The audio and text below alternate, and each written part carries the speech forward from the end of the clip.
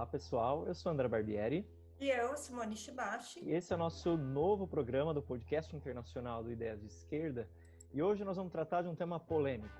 Polêmico, um tema super candente na realidade, tem implicações teóricas, estratégicas e que surgiu para nós com as mobilizações do Black Lives Matter nos Estados Unidos.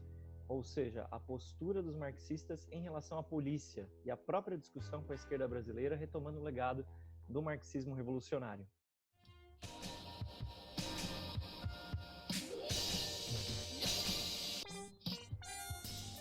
E aqui comigo eu tenho a Simone Shibashi, mais uma vez, para falar comigo sobre esse tema, da polícia, e tratar sobre as implicações teóricas para nós, esse movimento nos Estados Unidos, de massas que repudiam a violência policial, a violência racista do Estado, e que estão se manifestando nas ruas por consignas bastante surpreendentes, não só o desfinanciamento das polícias, mas até pela abolição da polícia. Tudo bem, Si?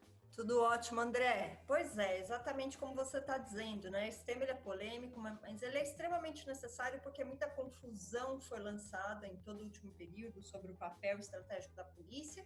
E essa confusão, que inclusive é alimentada por setores da esquerda aqui no Brasil, tem encontrado agora um grande elemento, de questionamento das suas concepções nas massas dos Estados Unidos, que odeiam a polícia.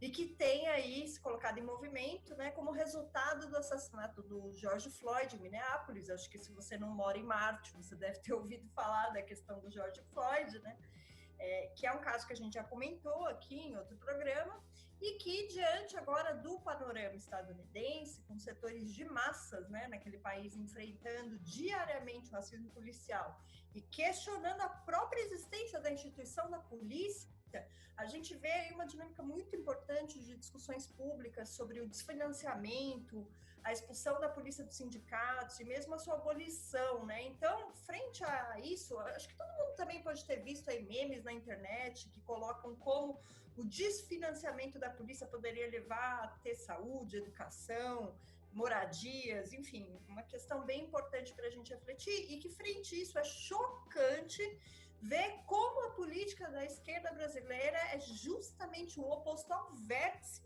dessa ampla demonstração de avanço de consciência que a gente vê nas massas norte-americanas hoje, Na medida em que aqui no Brasil, ao contrário de seguir esse exemplo, que vem aí dos trabalhadores, da juventude, dos negros nos Estados Unidos, a esquerda capitula de maneira vergonhosa a essa instituição que é absolutamente racista, assassina do Estado, Então, isso prova que o problema da violência policial, ela não decorre dos supostos baixos salários ou do despreparo, A gente tem que abrir essa discussão aqui com setores da esquerda, porque nos Estados Unidos, inclusive, o salário de um policial ele é qualitativamente mais elevado. E isso jamais impediu que essa polícia fosse violenta com os negros, trabalhadores e pobres. Não à toa agora, as manifestações lá nos Estados Unidos estão se voltando contra ela. Exatamente, sim. Então, antes aqui, para a gente se preparar para discutir teoricamente e entrar nesse debate político com a esquerda, vamos pegar alguns dados, Porque a realidade está falando bem alto nos Estados Unidos e ela é categórica. Segundo uma pesquisa recente da Quinnipiac University, 67% dos votantes apoiam as manifestações do Black Lives Matter contra a polícia e o racismo estatal.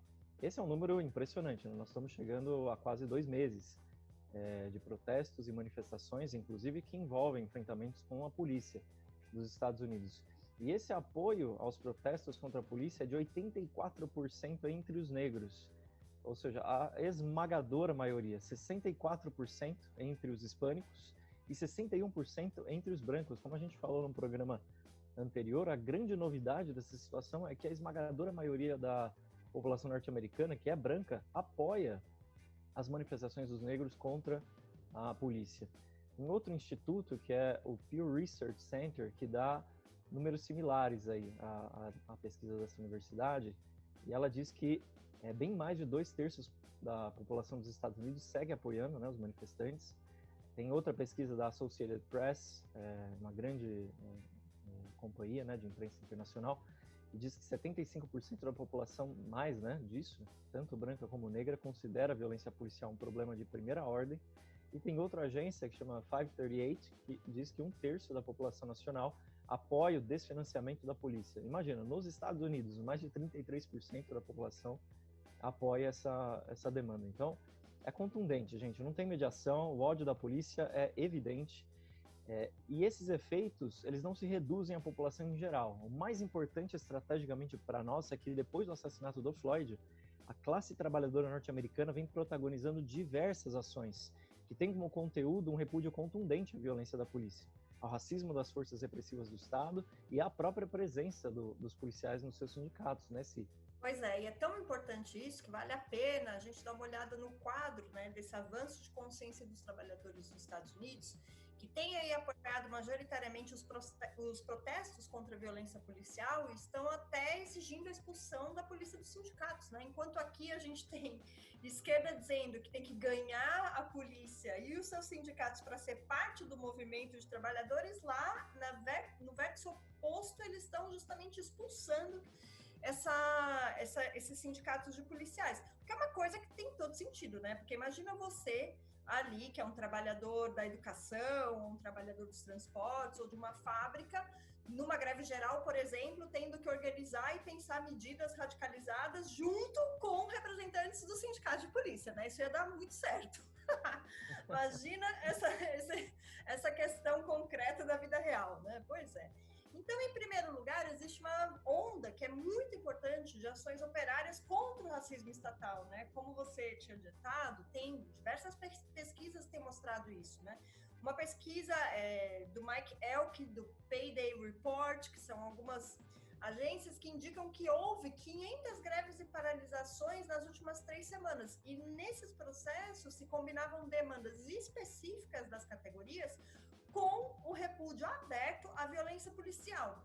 Então, a mais importante delas foi protagonizada aí pelos trabalhadores portuários, né, que costumam cumprir um papel muito importante quando tem luta de classe, e que, como não poderia deixar de ser, também agora apareceram aí nessa onda de greves, paralisando nada menos que 29 portos em toda a costa oeste, né, que vai ali de São Francisco a Seattle, Oakland e Portland, e que foi organizada aí pelo International Longshore and Warehouse Union, né, que tem como sigla aí ILWU, sindicato que foi fundado em 1937 e que conta aí com uma longa tradição de combate à polícia e ao racismo.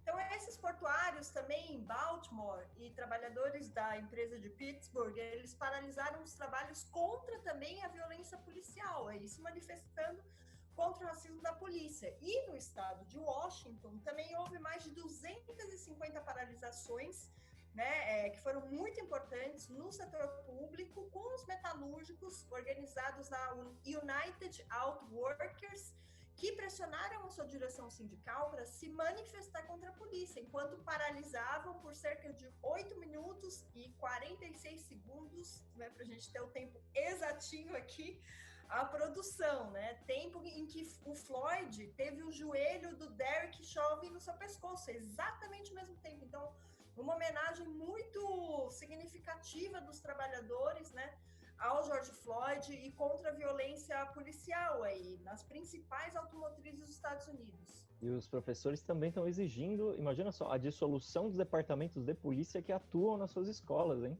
Pois é, então, os professores de todo o país, eles também foram parte dos protestos contra a polícia, né, e contra aí os sindicatos policiais. E os professores de Minneapolis, Chicago, Los Angeles exigiram a dissolução dos departamentos de polícia nas escolas, como você mesmo disse. Então, se trata de um processo muito avançado, né? Muito importante que os trabalhadores do mundo inteiro só tenham a aprender, e a esquerda também, principalmente no nosso país. Além disso, André, os trabalhadores da saúde, que seguem sendo, né, a linha de frente no combate da Covid-19, fizeram um abaixo-assinado para expulsar os policiais do seu sindicato. E também chegou até mesmo no Vale do Silício, né, aquele setor tecnológico dos Estados Unidos, os pronunciamentos dos trabalhadores bem claramente colocando 1.600 funcionários do Google assinando uma petição e exigindo que a empresa pare de vender softwares para a polícia, para a inteligência policial, né? É uma exigência muito interessante, muito importante, que também foi realizada pelos funcionários da Amazon.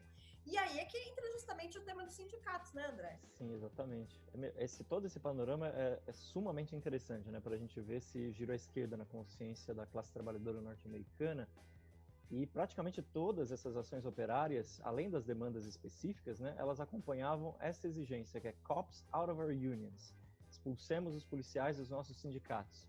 Que é a exigência feita, né, a burocracia sindical da AFL-CIO, que é a maior central sindical dos Estados Unidos e que abriga mais de 100 mil policiais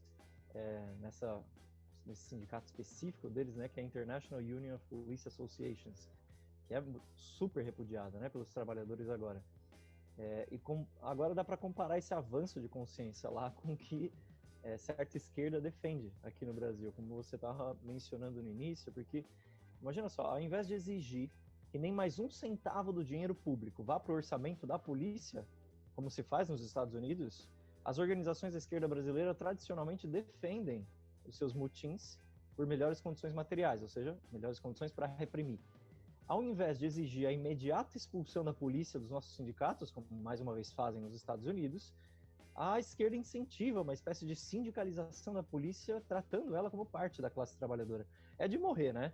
Não resta dúvida que, diante do que acontece agora nos Estados Unidos, essa esquerda passa vergonha aqui no Brasil, né? Assim.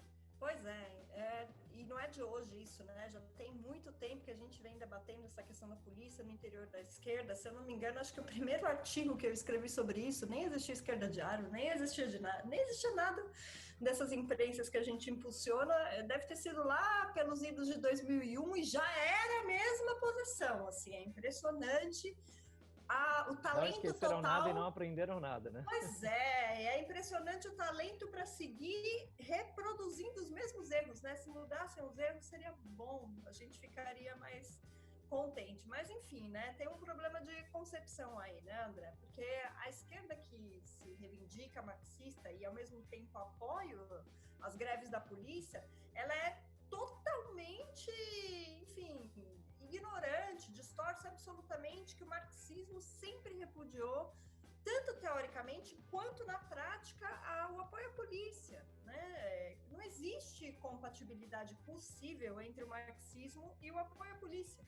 A gente poderia encontrar dezenas e dezenas de momentos em que os grandes fundadores do marxismo e os clássicos, né, do socialismo científico deram um combate profundo para forjar na consciência da vanguarda do movimento dos trabalhadores uma percepção de que era fundamental se opor com unhas e dentes, né? Ou seja, com um programa e uma estratégia a todo e qualquer aparato repressivo do Estado.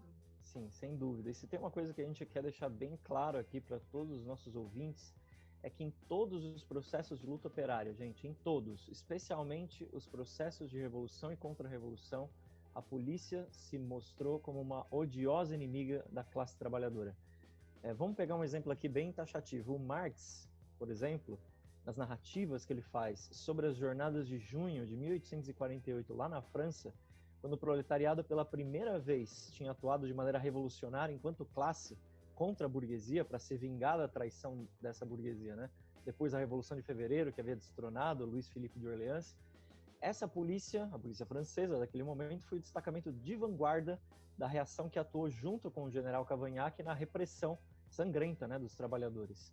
Isso lá em meio à Primavera dos Povos, naquele grande processo revolucionário que atravessou a Europa em meados do século XIX. Logo depois, em outro grande processo desse século, em 1871, na Comuna de Paris, quando os trabalhadores conseguem se apoderar da capital francesa depois da derrota do Luiz Bonaparte na Guerra Franco-Prussiana, a polícia foi escorraçada de Paris, né? Viu os policiais fugindo para Versalhes junto com a burguesia depois dela ter sido dissolvida. E para o Marx, ele escreve isso, né, na obra que ele trata da Comuna de Paris. Ele diz que a polícia é um órgão onipresente do Estado burguês. E não à toa, nas palavras dele, a polícia foi imediatamente dissolvida e despojada dos seus atributos políticos e transformada num instrumento da comuna, responsável e revogável a qualquer momento. Assim como isso tinha acontecido com todos os funcionários de todos os outros ramos da administração. Os próprios trabalhadores parisienses, depois de se apoderar da capital, assumiram as tarefas de autodefesa e dissolveram a polícia. Olha a clareza do Marx nesse momento.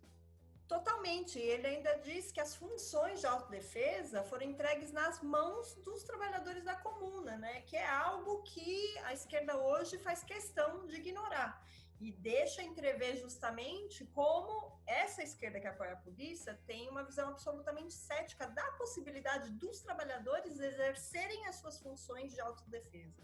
Na contramão disso, o Marx escrevia, né, com o ódio ali na sua obra célebre, A Guerra Civil na França, como a polícia atuou cercando Paris, para que a influência dos comunards, né, ou seja, que eles estavam protagonizando a luta da Comuna de Paris, não atingisse as províncias, e o que, sem dúvida, ameaçaria um levante geral dos camponeses, né? Então, os corpos policiais, eles retornaram sob o comando do general Gallifet, para operar um banho de sangue com a derrota da Comuna em maio de 1871, restituindo, assim, as suas atribuições repressivas, né? Então, a gente vê aí, historicamente, de que lado da barricada os policiais se encontram quando você tem um fenômeno agudo da luta de classes. Sim, e vale até citar mais uma frase lapidar do Marx, né, nessa obra, na Guerra Civil em França, que a Simone citou, que diz assim: prodigiosa, na verdade, foi a mudança que a Comuna operou em Paris. Já não ouvimos falar, dizia um membro da Comuna, de assassinatos, roubos ou agressões. Se diria que a polícia levou mesmo com ela para Versalhes toda a sua clientela conservadora. Fecha aspas aqui, o Marx vê toda a influência conservadora e reacionária da polícia que fugiu para Versalhes junto com a própria burguesia. E a gente poderia aí seguir encontrando vários exemplos dos escritos do Marx e do Engels que exploram o papel reacionário da polícia em defesa da propriedade privada, porque é para isso que ela atua, né? E como os trabalhadores não podem, de fato, se localizar do mesmo lado da barricada que as forças repressivas. Nos escritos do Marx sobre a emancipação da Irlanda, são textos também interessantes para a gente retomar, a gente vê como, por vezes, ele coloca a polícia britânica como o maior instrumento de opressão dos trabalhadores irlandeses lá em Londres, né? E que constituía justamente a camada mais oprimida da classe trabalhadora na Inglaterra.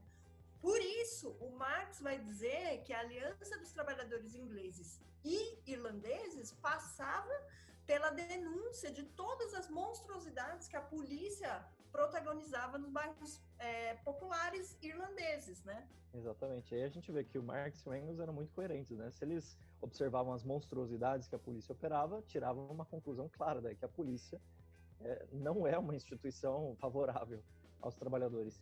E é isso que vale a pena discutir também, porque existe um senso comum que a esquerda ajuda a propagar de que a polícia seria parte da classe trabalhadora, simplesmente porque ela é assalariada, né? Seriam, assim como quaisquer outros, servidores públicos. Mas isso ignora que a polícia ela não pode ser considerada como tal, porque o papel dela no sistema capitalista é a proteção em armas da propriedade privada.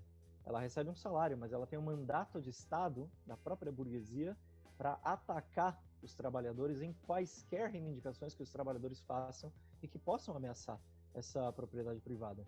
Ou seja, os trabalhadores na sua luta contra a propriedade burguesa, a propriedade das empresas, pelos recursos naturais e de tudo que eles, com o suor do trabalho deles, transformam em riqueza, vão se enfrentar com a polícia. Aí, diante disso, entrando aqui especificamente em alguns dos casos, né, da esquerda, é um pouco ridículo ver como o PSTU passou toda a trajetória dessa organização defendendo os motins da polícia, as suas exigências por melhores condições para reprimir, etc. O PSTU, por exemplo, é uma das organizações que considera a polícia parte da classe trabalhadora.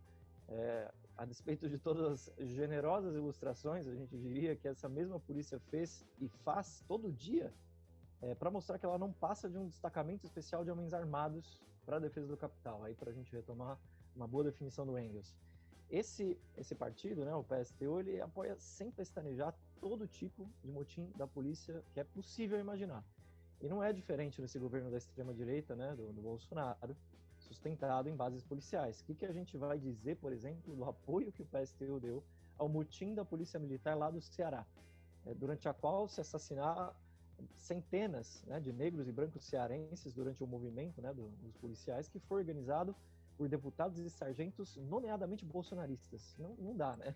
Não, é um absurdo, assim, porque se sempre foi uma loucura, né, para qualquer um que se reivindique como parte da esquerda defender a polícia em momentos históricos em que, enfim, a gente tinha o Lula no governo, outras situações políticas radicalmente distintas. Hoje, que é o Bolsonaro, e que você tem uma ala abertamente miliciana, entendeu? Essa degradação do Estado capitalista que se instaurou no país, enfim, com setores abertamente fascistas. Como é que você pode achar que você pode humanizar, se aliar, ganhar por dentro uma instituição como essa? É um delírio cósmico, né? Eu não sei, assim, é o ápice da utopia Difícil regressiva. até de tratar, assim. É difícil né? até. Eu não tenho realmente qualificações, assim, me faltam palavras, literalmente, assim, né?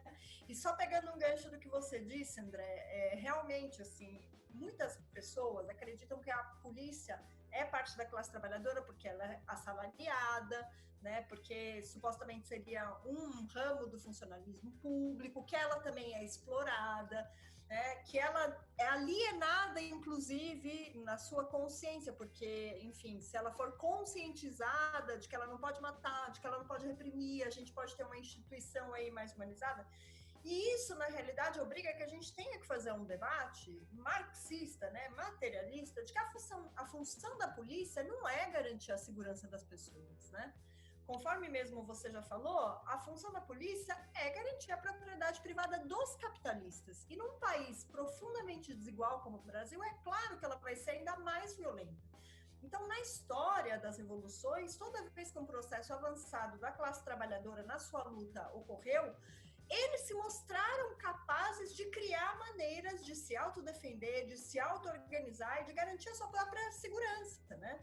Mas, ao contrário disso, o que a gente vê com a teoria, entre aspas, aí, reacionária da conquista dos policiais para o lado dos trabalhadores, né, é que, na realidade, existe toda uma diluição desse papel estratégico da polícia para esses setores. Então, fica até difícil, assim, diferenciar a política do PSTU quando setores que reivindicam abertamente também fazer trabalho nas suas bases, como é o caso agora do Jones Manuel, aquele youtuber do PCB, né?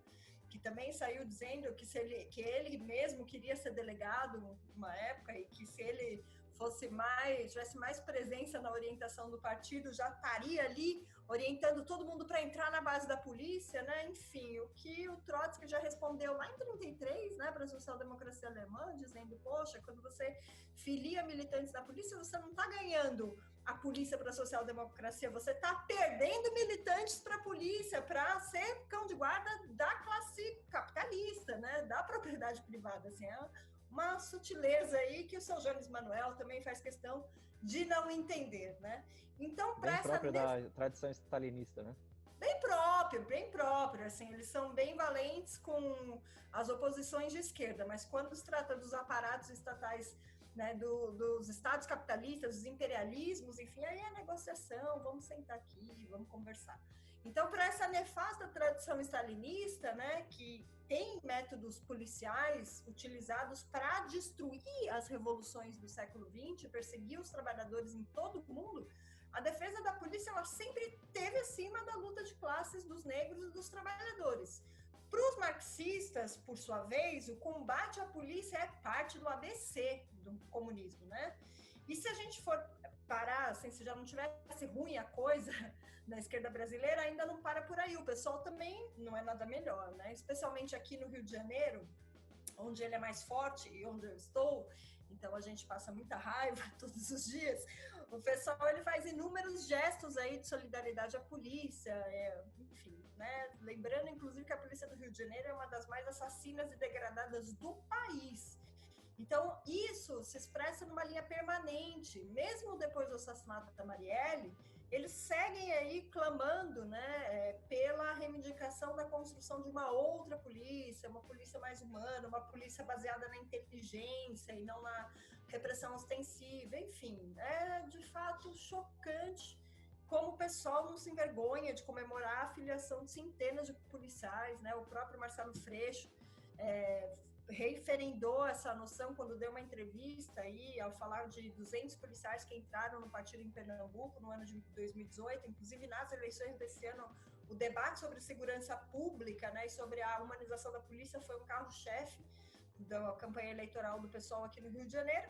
E ele também, o próprio Marcelo Freixo, novamente apresentou com orgulho nessas eleições aí os candidatos policiais, né, como é o caso do Orlando Zacconi, que é delegado da Polícia Civil e elaborou um programa para a segurança pública, que foi idealizado por um outro nome que vem despontando aí também entre esses policiais, que é o Ibis Pereira, que é um ex-comandante da PM, né? Eles fizeram até lives, assim, com o PSTU e com um tema central da defesa dos motins policiais, né? Então, assim, é uma coisa bem... Realmente não tem nada mais afastado do marxismo que isso. E lembrando, claro, a gente aqui não está falando do PT, porque o PT não faz parte da esquerda, né? O PT administrou, com os governos Lula e Dilma, 13 anos o capitalismo brasileiro, fortaleceu as instituições repressivas do Estado, foi responsável, inclusive, por inúmeros massacres realizados nas periferias do Rio de Janeiro, de todo o país, e por enviar, claro, as tropas brasileiras para o Haiti, para reprimir negros lá. Então a gente não está, obviamente, falando do PT, sabendo a total responsabilidade que eles têm por fortalecer essa instituição que hoje é uma base social do bolsonarismo. Agora, para voltar aqui no nosso tema, tem esse aspecto que você falou, né? Esse argumento de que, bom, mas e os policiais que vêm dos setores mais empobrecidos dos trabalhadores? Na tradição marxista, o fato de um policial ser de extração pobre ou mesmo de família trabalhadora pouco importa para a caracterização da função social dela, que passa a ser, como a gente está discutindo aqui, a defesa armada da propriedade privada burguesa. E isso era claro, por exemplo, para o Trotsky. O Trotsky ele escreveu várias obras, desde a história da Revolução Russa, até passando pelos grandes processos de luta de classes na Alemanha na década de 30, para tratar desse tema da polícia. Também vai retomar essa discussão durante a Revolução Espanhola, 1931 a 1939, que foi o último grande processo revolucionário antes da Segunda Guerra Mundial. E na obra que ele escreve sobre a Alemanha, né, a Revolução e Contra-Revolução na Alemanha, contra as ilusões da social-democracia na polícia, ele afirmava o seguinte, aqui eu vou fazer uma citação dele, ele diz assim: um trabalhador que entra para a polícia deixa de ser um trabalhador, passa a ser um agente fardado da burguesia. Fecha aspas. Aí, em meio à Revolução Russa, a caracterização dele, né, sobre a polícia não era menos clara. Ele diz assim: o desarmamento dos faraós, que era o apelido da polícia, tornou-se uma palavra de ordem universal. A polícia é o inimigo cruel, implacável, odiado e odioso. Ganhá-los está fora de questão.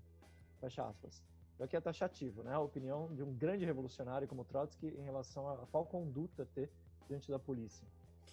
Não, muito importante ter trazido à tona novamente essas afirmações, André. Acho que até a gente poderia depois deixar o link na descrição, né, aqui do vídeo, para quem for ver a gente no YouTube, porque, assim, são grandes ensinamentos do Trotsky, né, quando ele elabora a teoria revolucionária, que as organizações trotskistas que aí se solidarizam com a polícia fazem questão de esquecer, né? Inclusive, assim, eles não escreveram rios de tinta sobre isso, porque me parece que era uma coisa tão óbvia naquele momento, Exatamente. Entendeu? Que você não precisava teorizar tanto sobre isso, né? A própria luta de classe se incumbia de mostrar para os trabalhadores de que lado a polícia estava, enfim, educar a classe trabalhadora e os partidos da esquerda de qual atitude era mais correta ter frente à questão da polícia. E o Lenin, evidentemente, também vai desenvolver, né, com a habitual clareza que ele sempre teve, o caráter irreconciliável dos interesses da polícia contra os interesses dos trabalhadores, né? Ele, se você me permite aqui, eu vou lembrar de uma outra obra muito importante, né? Quando ele comenta aí a obra do Engels, A Origem da Família, da Propriedade Privada e do Estado, na qual ele classifica a polícia como um destacamento de homens armados a serviço do Estado burguês, né? Um órgão de opressão dos trabalhadores pela classe dominante. Eu até dei um curso recente agora no campus virtual do Esquerda Diário sobre o Lenin, e a gente trabalhou com esse texto que é muito bom, assim, que é O Estado da Revolução, recomendo que todo mundo leia, é um texto curto, maravilhoso, mas no qual o Lenin ele vai extrair afirmações como a seguinte, né? Ele diz: para a grande maioria dos europeus do fim do século XIX, aos quais Engels se dirige, e que não viveram, nem observaram de perto nenhuma grande revolução, não poderia ser de outra forma, né? Eles não compreendem de maneira alguma o que seria a organização espontânea da população em armas. De onde vem a necessidade de corpos especiais de homens armados, polícia, exército permanente, separados da sociedade e superiores a ela? Os filisteus da Europa Ocidental e da Rússia respondem muito naturalmente essa pergunta por uma ou duas frases colhidas em Spencer ou Mikhailovsky e alegam a complicação crescente da vida social, a diferenciação das forças sociais, etc. Essas alegações parecem científicas e tranquilizam admiravelmente o bom público, obscurecendo o principal, o essencial, a divisão da sociedade em classes irreconciliavelmente inimigas. Uma clareza enorme a do Lenin mostrando por que existe polícia, né? Exatamente, justamente porque as contradições entre as classes, elas vão continuar existindo enquanto existirem essas divisões entre classes, e para isso a classe dominante precisa defender os seus interesses à base de armas, né? Então foi muito boa essa lembrança essa obra específica do Lenin, né, o Estado-Revolução, em que ele retoma, né, para citar todo esse desenvolvimento sobre a polícia, a experiência da Comuna de Paris, que a gente acabou de falar, para iluminar o caminho dos bolcheviques na própria Revolução de 1917. Lembremos que o Lenin escreve essa obra em setembro, né, de 1917, poucas semanas antes da tomada do poder. E foi um verdadeiro guia para a ação, né? Já que os soviets, eles dissolveram imediatamente a polícia russa. Aqui também, nesse processo revolucionário, se provou essa lei histórica. Eles dispersaram, encarceraram esses servos armados dos capitalistas em base ao armamento das guardas vermelhas compostas pelos próprios operários, né? Que se responsabilizaram, né? Pela organização da defesa das fábricas e dos bairros operários. Pois é, e essas bases teóricas, elas são fundamentais para a gente poder hoje ter um guia, né, no tipo de conduta que é necessária ter frente ao aparato repressivo do Estado. E olha que os exemplos históricos do combate dos trabalhadores à polícia, eles não chegaram também nos Estados Unidos somente agora, eles são parte da história do movimento operário norte-americano, mesmo já nos difíceis tempos da Grande Depressão de 1929. Então, é muito importante a gente lembrar, por exemplo, que em 1930, a cidade de Birmingham, no Alabama, foi um dos epicentros da crise econômica e do desemprego.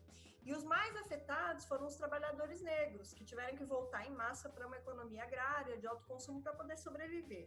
Já aí, as massas negras, elas sofreram com a falta de moradia, de educação, de trabalho, de bem-estar social, né?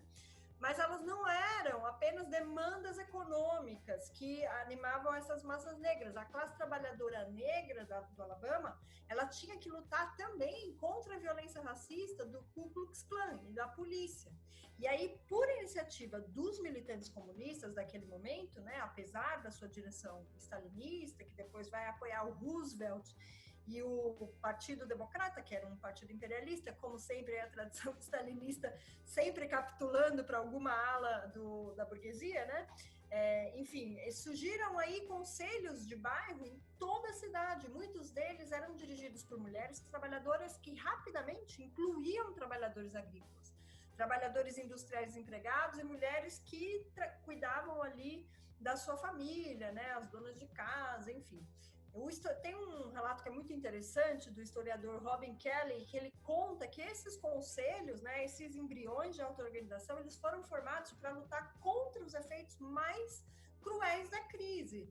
E eles retomaram, na primeira oportunidade, a luta contra o racismo que assolava as comunidades negras. Sim, muito bom esse relato do Alabama, né, desses conselhos de bairro que, desde então, já na década de 30, estavam se enfrentando, né, contra a repressão policial para defender as vidas negras. E, de fato, é incrível ver esses exemplos de auto-organização. Tem um outro exemplo que é pouco conhecido, também nos Estados Unidos, que foi o exemplo dos trabalhadores de Seattle, lá em 1919, bem ali a saída da Revolução Russa. Esse é um exemplo menos conhecido, né, mas ele é muito significativo pelo fato da auto-organização e a autodefesa dos trabalhadores e dos negros, né, contra a polícia também, no caso. Esse foi chamado de o Soviet de Washington, lá em 1919, né, que teve o epicentro nessa cidade, né, em Seattle, E vale a pena a gente fazer uma breve síntese aqui para os nossos ouvintes. Em 6 de fevereiro de 1919, pelo menos 65 mil trabalhadores de Seattle entraram em greve geral. Os trabalhadores eles também tomaram controle de toda a cidade, né, de Seattle durante 6 dias. E a greve foi em apoio a 35 mil trabalhadores dos estaleiros que então estavam em conflito com os proprietários da cidade e também com a junta de navegação do governo federal, que estava fazendo cumprir os acordos salariais nos tempos de guerra. Esse conselho chamava, né, o Conselho Central Operário de Seattle, que representava 110 sindicatos filiados na Federação Americana do Trabalho, a AFL, que convocou essa greve. E tem um historiador, o Carl Winslow, que ele diz que os trabalhadores da cidade eles criaram não só uma cultura própria, né, com sindicatos sem burocratas, sem gangsters, criaram um jornal de massas, né, que era dirigido pelos trabalhadores, chamava o Seattle Union Record, e que se converteu no único jornal da classe trabalhadora, né, daquela cidade. E ele também criou um conselho de greve geral, onde participaram diversos delegados de base, né, de todos os sindicatos, que construíram, assim, um corpo de auto-organização, de autodefesa. Então, enquanto durou esse comitê de greve geral lá em Seattle, ele se encarregou de dirigir toda a cidade e os serviços essenciais, inclusive a defesa, né, dos trabalhadores, sem patrões e sem a polícia. Sem dúvida, André. O Howard Zinn, ele fala sobre o Soviet de Seattle no livro A Outra História dos Estados Unidos, que eu recomendo para todo mundo, é muito interessante. Ele descreveu aí muito bem como se viveram, né, esses 6 dias naquela cidade, que foram dias que, enquanto a classe trabalhadora esteve à frente de uma experiência local de reorganização anticapitalista da sociedade, se vislumbrava aí uma nova possibilidade, né? E ele vai dizer justamente que a cidade deixou de funcionar, com exceção de serviços organizados pelos grevistas, para garantir as necessidades essenciais. Todo o resto ficou ali fechado, né? E os grevistas, eles garantiam justamente o fornecimento de alimentos, e não só a economia foi transformada, como os próprios trabalhadores chegaram, inclusive, a abolir a polícia, organizando uma guarda operária para manter a paz, né? Então, em outras palavras, durante 6 dias, a classe operária de Seattle manteve o controle territorial nas suas próprias mãos com a greve, reorganizando a cidade, criando uma milícia operária veterana muito importante, né, que é o embrião do que a gente defende em larga escala para a Revolução Socialista. Então, eles se organizaram como uma alternativa ao poder capitalista, abolindo a polícia. Agora, você imagina uma experiência, né, desse tipo agora, unindo os bairros negros, latinos, com os trabalhadores para controlar a produção, a distribuição e os serviços, se apoiando nas milícias operárias para enfrentar a repressão e se defender dos ataques dos racistas, trumpistas, né? Seria, assim, uma coisa estrondosa, seria espetacular. Exatamente. É claro que o nosso objetivo é derrubar o capitalismo e avançar, né, na revolução internacionalmente, para terminar com as fronteiras nacionais, os estados e as suas polícias. Mas esse processo de Seattle, ele foi inspirado, né, pelos acontecimentos da Revolução Russa de 1917, e eles mostram a força que a classe trabalhadora tem, principalmente nos países economicamente avançados, para organizar não só a produção, mas a sua própria defesa e conseguir a abolição da polícia, né? E até ouvindo essa experiência, lendo, né, o relato que o Howard Zinn faz nesse livro sobre a outra história dos Estados Unidos, a gente imagina, como você falou, né, imagina se essa cena voltasse a se repetir agora nesse governo do Trump. Eu acabei de ver ontem um vídeo do Felipe Neto, né, fez um vídeo para o New York Times, dizendo que, enfim, chamando voto no Partido Democrata, no Biden, como uma forma de derrotar o Trump. Agora, quem realmente conseguiu colocar o Trump no porão da Casa Branca foi o Black Lives Matter, não foi o Partido Democrata. Então é absurdo, né, pensar que aqui no Brasil a imprensa democrata dos Estados Unidos está utilizando as figuras midiáticas para fazer campanha, né, para o Biden, enquanto a gente sabe que esses exemplos aqui, como do Soviet de Seattle de 1919, é que ele conseguiria colocar os trumpistas, supremacistas brancos, todos no lugar em que eles merecem estar, né? E, claro, colocar também a polícia nesse lugar.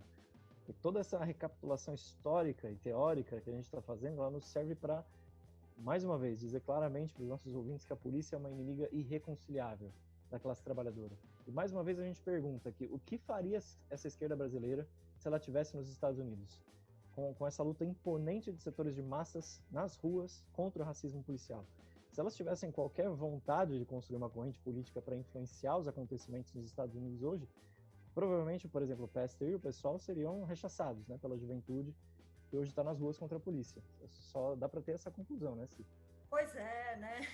Especialmente então, porque essa nova geração de lutadores, ela não pôde, né, aí se curvar à polícia, né? Ela precisa saber que é necessário se educar na estratégia da auto-organização, da autodefesa, para a gente realmente se preparar para substituir a polícia nos grandes momentos de ascenso revolucionário, que seguramente vão vir nesse século, né? A gente não pode achar que a única coisa que mesmo com esse nível de decadência capitalista, com a crise pandêmica, com a crise econômica, o que serve para os trabalhadores é lute sindicalmente e vote meramente, né? Não é essa a nossa estratégia. Por isso que o marxismo é fundamental, não dá para a gente cair na ladainha que essas organizações da esquerda colocam, dizendo que a polícia pode ser influenciada, que ela é nossa amiga, que ela é nossa aliada, que ela está alienada, que basta ela ter consciência que ela vai mudar de lado. Não é, não é. E é ainda mais chocante se a gente for pensar que a gente está num país assim, povoado por milícias. Então a relação entre política burguesa, né, política capitalista, governos e repressão, ela é um emaranhado ainda mais brutal. Né? Então, a gente precisa, na verdade, da antípoda dessas organizações nos vê na condição de, como dizia o Trotsky, desarmar esses faraós, desarmar a polícia, gente, e mostrar que os trabalhadores, para construir um novo mundo, vão fazer isso com as suas próprias armas. O Trotsky, ele dizia uma coisa muito interessante no Aonde Vai a França, né, no texto de 1936, respondendo justamente o pessoal que dizia na esquerda com supostos argumentos revolucionários, né, para se aliar à polícia, de que a gente precisava ganhar a polícia para ter acesso às armas. E o Trotsky dizia, a barreira que os trabalhadores têm para encontrar o seu caminho às armas, ela é psicológica, ela não é material, porque os trabalhadores produzem, circulam as armas, se eles romperem essas barreiras, eles conseguem se apoderar das armas e fazer a revolução. Exatamente, muito boa essa lembrança também dos escritos da França, do Trotsky na década de 30, e ele combatia justamente na França todas aquelas correntes que ajudavam a estimular essa hipnose pela submissão de classe, né? Que é a única coisa que impede os trabalhadores de se verem como os senhores da sua própria guerra. Se os trabalhadores quiserem derrotar a burguesia, todos os processos revolucionários da história mostraram que eles precisam controlar e serem os senhores da sua própria guerra de classes, inclusive comandar as armas, nesse caso, justamente porque eles produzem tudo, eles armazenam essas armas e nada impede que eles se tornem francos experimentados, né, na utilização dessas armas. Então, acho que essa lembrança é muito boa e nós falamos aqui da esquerda que não tem nenhuma vontade, né, de construir uma tradição revolucionária nos Estados Unidos hoje.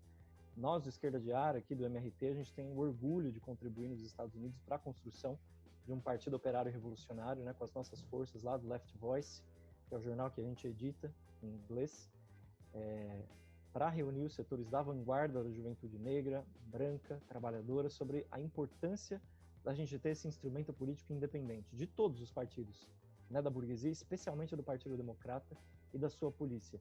A gente discute especialmente com os companheiros do DSA, né, que são os Democratas Socialistas da América, que é a principal organização socialista hoje lá nos Estados Unidos, que nesse ascenso conseguiu a marca de 70 mil membros, mais que a direção adota uma estratégia reformista, né, que defende a construção do socialismo aproveitando a plataforma do Partido Democrata. Nós estamos discutindo com os companheiros dessa organização para que as novas gerações em luta agora, depois do George Floyd, não desperdicem as suas energias fortalecendo Biden e o Partido Democrata, mas dediquem essas energias a uma estratégia anti-imperialista, socialista e revolucionária para a construção desse partido, né, independente dos trabalhadores. Sem dúvida, André, essa é uma tarefa de primeira ordem, né? A gente precisa impulsioná-la com muita paixão, com muita clareza estratégica e, sem dúvida alguma, a reconstrução de um partido mundial da Revolução Socialista se enquadra também dentre as tarefas apaixonantes que a gente tem aí adiante para cumprir. Eu aproveito esse final do programa para chamar todos a assistirem o Ato Internacional da Fração Trotskista contra o Racismo Policial nos Estados Unidos e no Mundo, que aconteceu na semana passada, né? e reuniu aí vários oradores de distintos países, especialmente de lá mesmo, dos Estados Unidos, mas também do Brasil, também da França, da Bolívia, mostrando aí todo esse debate sobre a polícia, a necessidade da coordenação internacional também, para combater o avanço cada vez mais assassino das forças repressivas contra os trabalhadores, os negros, a juventude, os povos originários, enfim, os LGBTs, todos os que hoje sofrem com a exploração e opressão do capitalismo.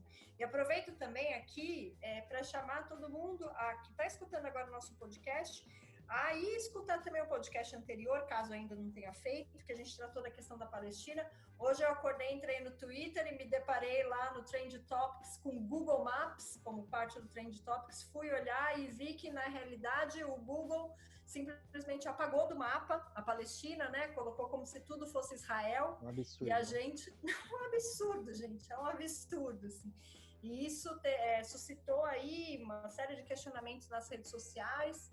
E é muito importante que esse questionamento saia das redes sociais e entre cada vez mais no debate cotidiano aí dos trabalhadores, da juventude, dos negros, porque nós que estamos no Brasil sofrendo com a repressão, sofrendo também com a exploração e com o imperialismo, né, que o governo aqui brasileiro cada vez mais subserviente, temos todo o interesse de apoiar o povo palestino na sua luta. Se eles apagam, a gente retoma a história da Palestina para mostrar que eles são a vanguarda do combate anti-imperialista desde que se fundou a ocupação israelense em 1948.